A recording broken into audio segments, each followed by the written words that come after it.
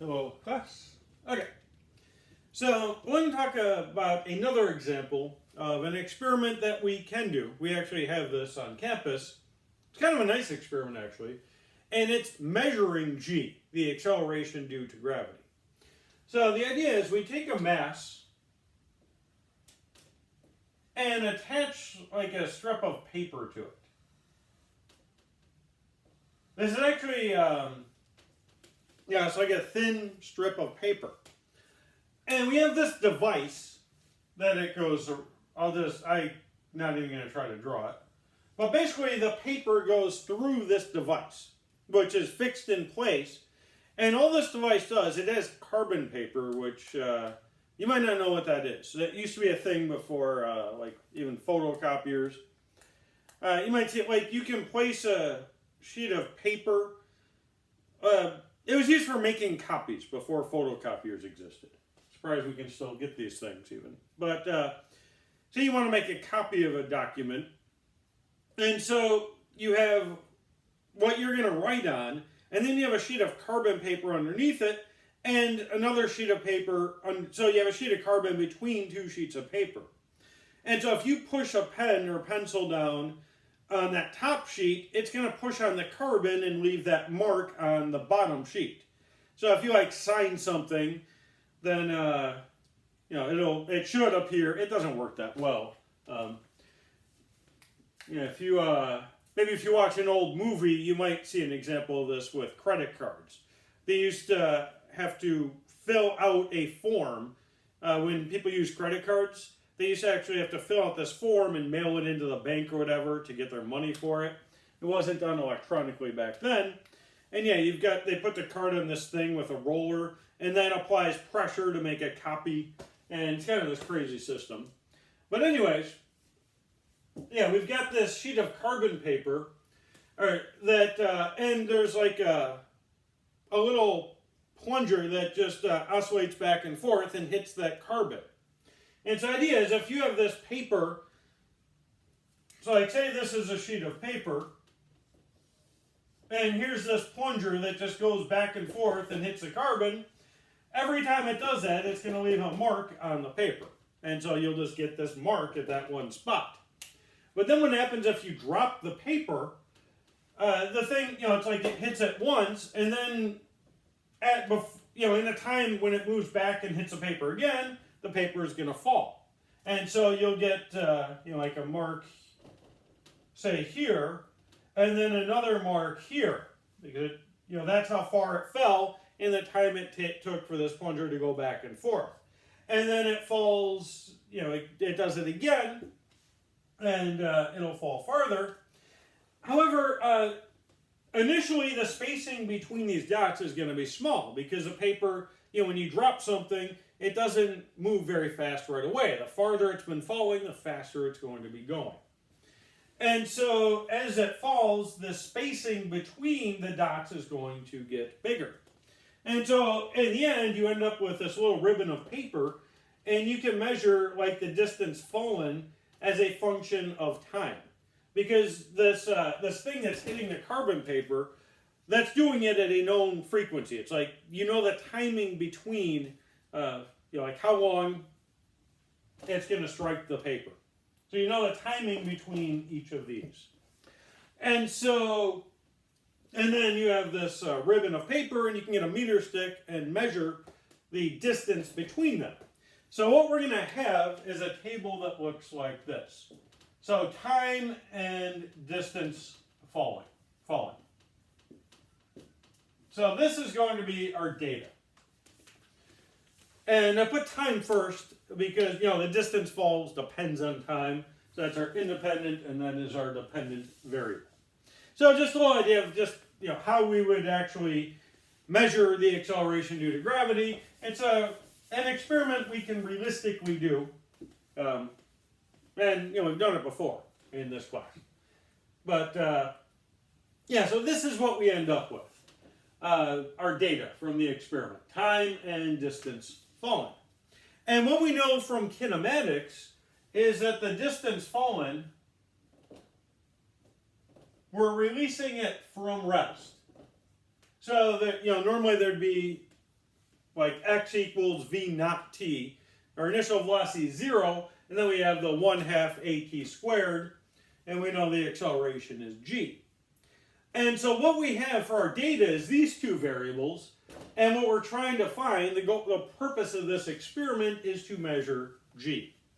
So how do we do this? And let's say that we decide to plot this, the distance as a function of time. So if we plot this, distance as a function of time, it should look like this. The data is not linear anymore because this distance fallen between any two data points, it keeps increasing because it's speeding up the whole time.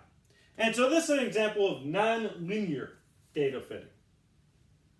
Now, as computers advance, what we're going to talk about, it's debatable how useful. I still think it's very useful. Like how we're going to deal with this when it's nonlinear, because a lot of programs, it's not difficult to find now a way to just find a best fit equation. So not just a best fit line, but a best fit equation. You can do data fitting where you plug in d and t and say, I want to fit it to this equation. Like y equals a x squared, because that's kind of the relation, the independent variable squared. And so you can do data fitting to more complicated things than just lines. And you can find, but what we're going to do in this class is linearize the data. So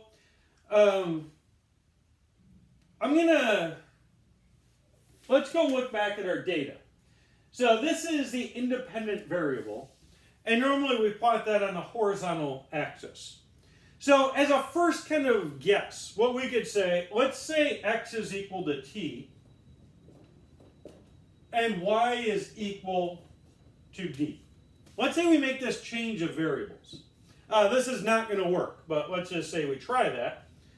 And I want to associate time with the independent variable and distance with the dependent variable, so this is the most straightforward way to do it. And so here, d, that's y, equals 1/2 g, and then t is equal to x.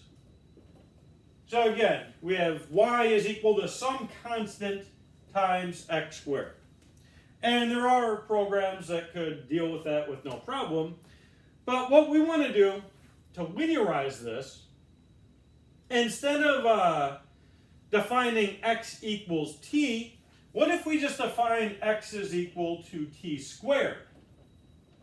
And then if we just make these substitutions in here, d is equal to y, we have 1/2 g, and then t squared is x. So now we've linearized the data. This is a linear relation. So what we would do when we plot this is, here's our actual data. I'm going to make a third column.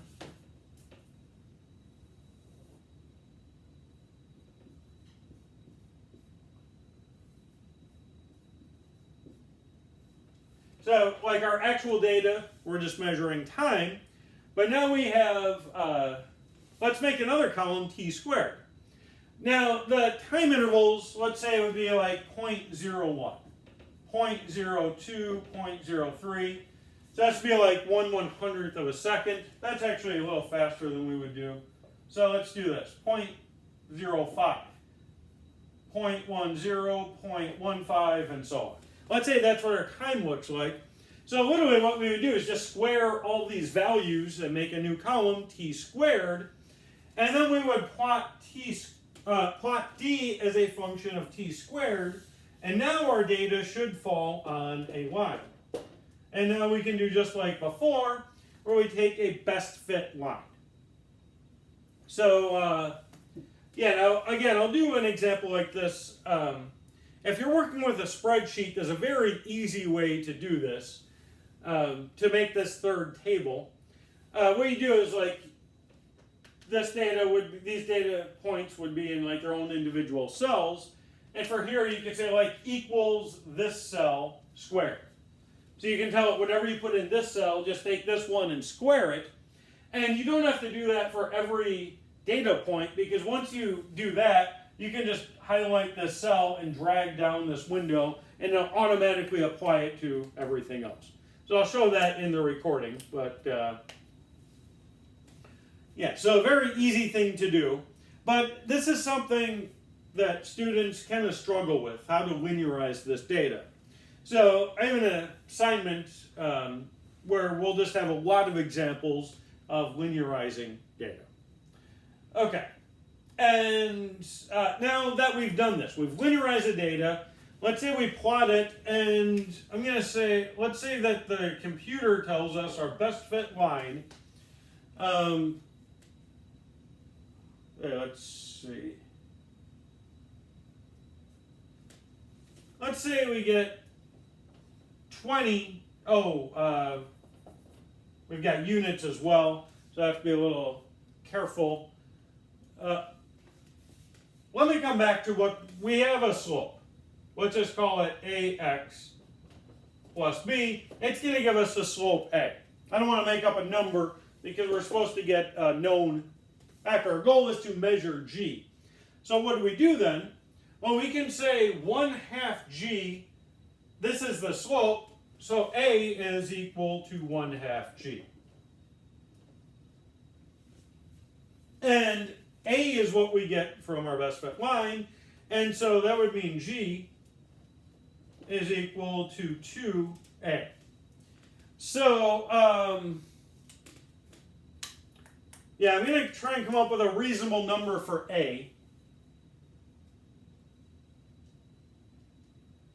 And just trying to come up with something that will eventually give us g, something close to what we know it should be.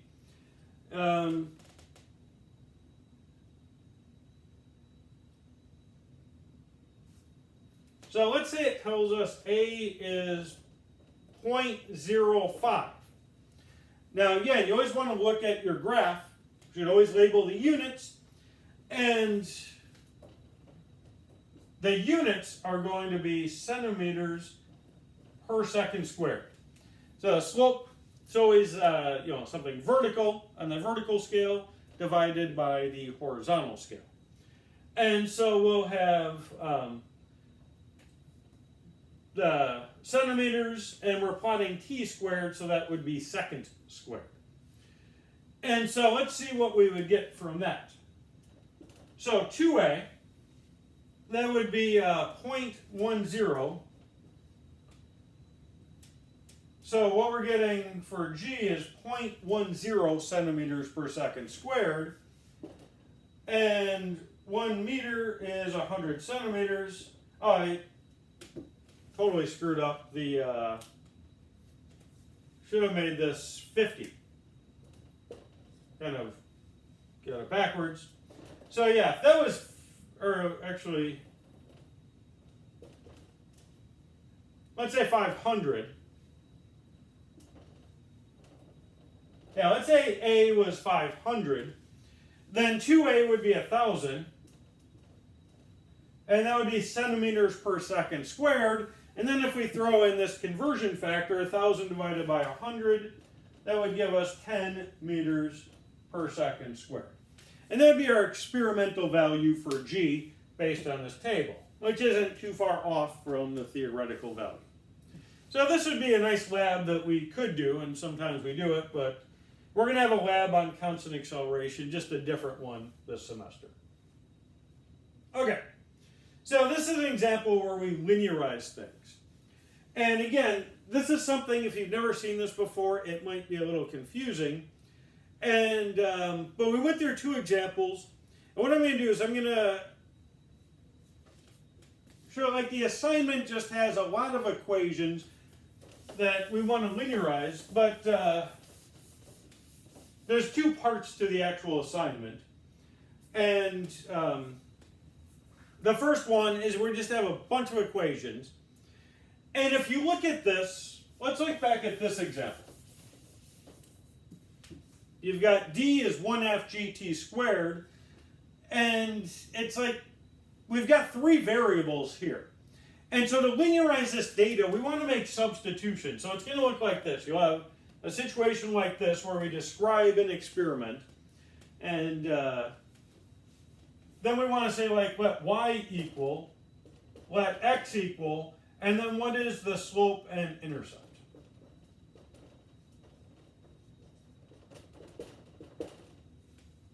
And so when you look at this, it can be confusing because you've got three variables here.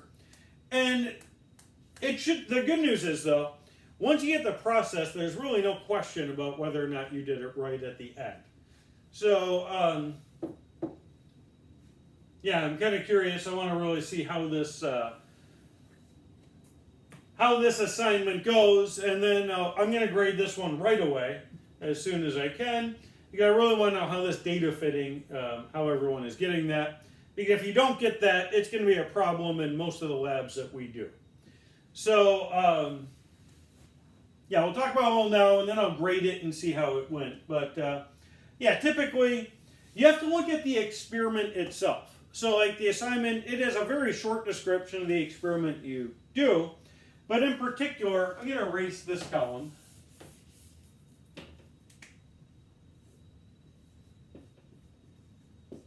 It'll describe how you're collecting data, like what the two variables are that you're collecting. And when it comes to here, it's like we've got three variables, and we want to make substitutions that will linearize this equation. The data is a very good hint. Like, these are always going to be your x and y. So you'll never have, like in this example, you'll never have y equals g and x equals d or something like that, because g is not a variable, it's a constant. And, it's just a fixed value. So the variables, what you plug in for x and y, they have to be these columns in your data table. And so, and actually it doesn't really matter that you could do it either way. There's different ways of linearizing the data. So what we did before is we said let x equal t squared and y equals d. And now let's plug that back in. So y equals d, and then we have 1/2 g times x. So doing it this way, now this is a linear relation. The end result when you make your substitutions should always be y equals some constant times x plus a number. And that number can, and very often will, be 0. So that's what we have here. So once we check it, now we know that we've done it right. This is a proper way to do it because this is a linear relation between x and y. And so our slope would be 1/2 g, and our intercept would be 0. So this is probably how we would do it. But there's actually another way we could do this. And the reason I like doing it this way is because x is related to our independent variable, which is just usually how we do things by convention. But let's try another way. Okay, so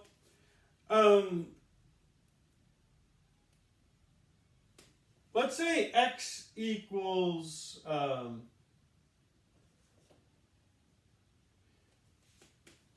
let's see. I think I want to do let's try this. I want to see if this, oh wait, sorry.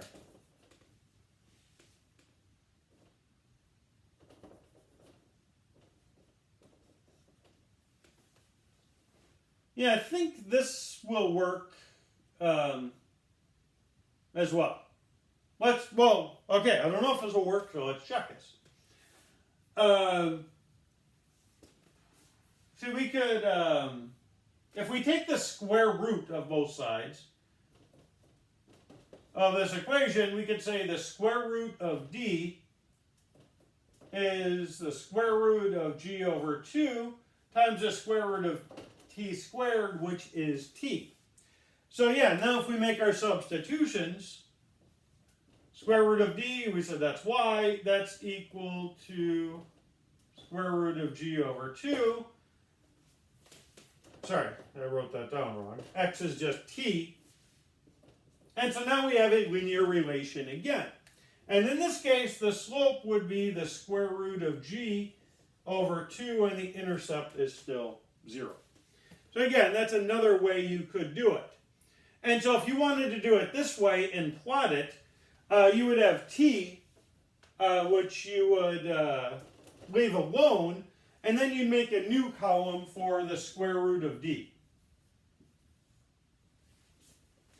And then you could plot like this column as a function of that column, and that would work as well. And if we did this, let's say a was the slope we got, we'd have a should be the square root of g over 2. Then a squared should be g over 2, which would mean g is equal to 2a squared. So yeah, you could, if you did it this way, you'd plot the data, and then you can see it's a line and get the slope, and if you square it and multiply it by 2, you should get g that way as well. Again, I prefer the first method, but this one works as well. And yeah, just remember when doing these, you always want to be careful with units. So like the slope is always going to be the units on the vertical scale divided by the units on the horizontal scale. So yeah, the slope that you get has units typically. Actually, there's one example, I think, where the slope won't have units because both the horizontal and vertical scales have the same units, so the slope will just be a number. But otherwise, it will have units, so you want to take that into account. Okay, and yeah, so let me know if you have any questions. If this just doesn't click for you, definitely let me know. Yeah, at any point, like during class, during our Zoom class, or when we meet for an actual lab, if any of this doesn't make sense, you know, we can't talk about it enough. You're not going to like annoy me and say we need to move on. If you don't get this, then a lot of these labs, that'll be a problem down the road. So we'll spend as much time as we need to on this topic. Okay. And I think we'll stop here, and then I'll record, like, do a screen record just with a spreadsheet and how to make these graphs and like get a best fit line. It's not that hard to do. So, but I'll make a short video on that.